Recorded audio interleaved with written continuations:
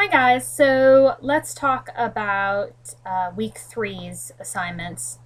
The topic this week, as you know, is all about history and the different kinds of histories that can exist.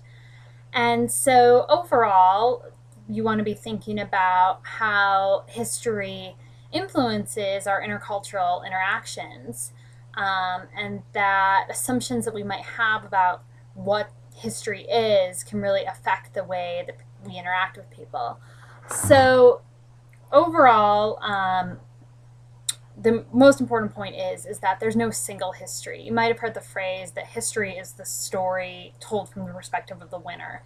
Um, that there are hidden histories, as you read in the chapter, that we don't hear about, and this can really influence how we interact. So there were a bunch of different types of histories, political histories that focus on political events. So, for example, political history would be this president was elected in this year. Intellectual histories look at the transmission and development of ideas.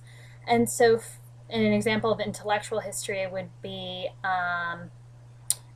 looking at women's right to vote from a transmission of who are the people that started this idea, how did they get support, etc. Social histories are histories about everyday life. So, for example, a history of a slave narrative would be an everyday social history. Um, and absent histories were included within that list, that undocumented histories that we don't know a lot about. So those are the traditional histories that you learn about in school or in history classes. But we have a couple other types of histories within this chapter. First, family histories. People have family stories about their origins and about things that happen in their family, and those are passed down from generation to generation. We have national histories, and those are histories that involve sort of myths around how a nation was formed. So, an American history that is a national history would be Paul Revere's Ride. Other national histories might be ones that have some sort of myth of origin. So, for example, people will have a belief that a particular ancestor started their people, and that's a part of a national history. Cultural group histories deal more with histories related to cultural groups within a nation. So, for example, maybe German Americans have a particular narrative about German American experience within the US, or Native Americans. So that's sort of a subgroup of national history.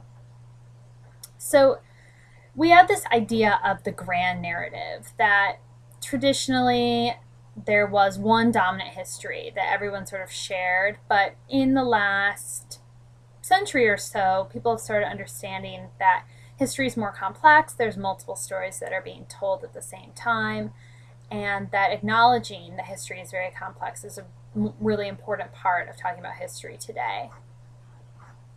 So, in terms of why history matters for interpersonal communication, is that history has a lot to do with how people self-identify. So, for example, we use history to make sense of who we are and our place in the world.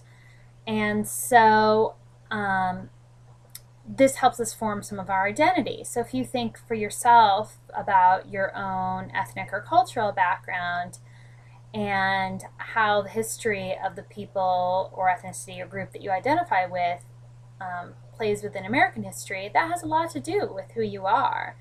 And this can be both for biological traits, but also for chosen traits. So, for example, if you're a member of a fraternity or sorority, and that group has its own history within the university or within the country, that has a lot to do with how you view yourself as a member of that group and your own identity.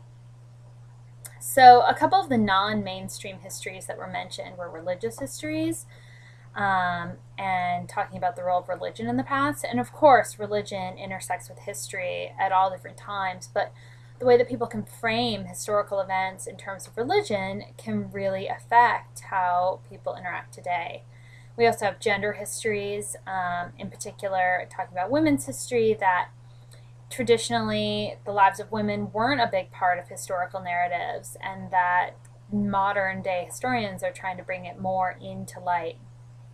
We also had sexual orientation histories, the significance of sexuality in understanding the past and the present, and in particular looking at how sort of taking present day thoughts about sexual identity and putting it back onto traditional history tales and re-understanding them is a really important new way that historians are working with past histories. Racial and ethnic histories are often erased from traditional history narratives, and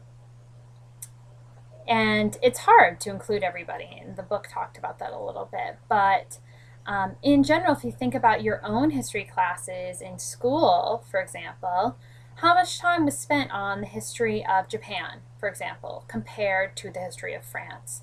Some countries are talked about more than others. Diasporic histories looks at migration patterns through history, and that's really interesting. And then a really important one is colonial histories, and now post-colonial histories and behaviors that countries that dominated other countries, well, there was a major effect on how those countries operate today, and looking at what the role of them being colonized plays in their history and identity. And then finally, socioeconomic class histories, and looking at the past in terms of class struggles can really help understand whose story is told and who is not. And in particular, in the long ago past, there was an illiteracy issue that if you weren't literate, you couldn't read and write, how are you going to tell your story for future generations?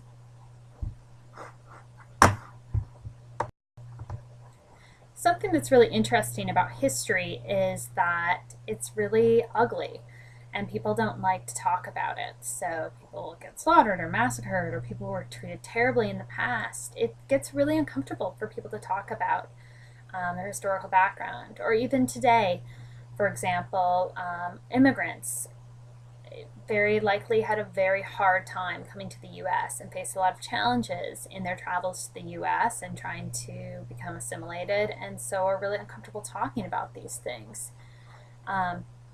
So as a good intercultural communicator, thinking about the fact that people have historical baggage that they're carrying, that people's histories really affect the way that they feel about themselves, and that the way that we understand someone's history may or may not be the way that they understand their history. And so making assumptions about it can really lead to poor intercultural communication. So if we can always take in consideration that things are probably more complicated than we understand them, and to listen to people about how they interpret their own history, that can create a better intercultural dialogue. So your online assignment this week is to post something about a historical event that has been ignored in the US national history. And so you'll probably need to spend some time on the internet looking for some sort of story, and then you can describe it in 5 to 6 sentences and tell people about it and hopefully educate them about that. In addition, your written paper requires you to read a chapter from Howard Zinn's A People's History of the United States. It's a great book if you are interested in history. It's a really fun way to read a lot about American history in ways that you might not have learned it in school. So go to the webpage that's in the link and find a chapter and read about a historical event. You need to, in your 2-page single-space paper, write about what the event is, and then from the list of different histories that is in the textbook, please tell why the history chapter that you read in the Zinn webpage fits into that category. Talk about what it was the untold or hidden part of the story. And then also talk about what groups are represented in the story. Hopefully, it'll be an interesting assignment for you to do. And if you have any problems, as usual, feel free to email me.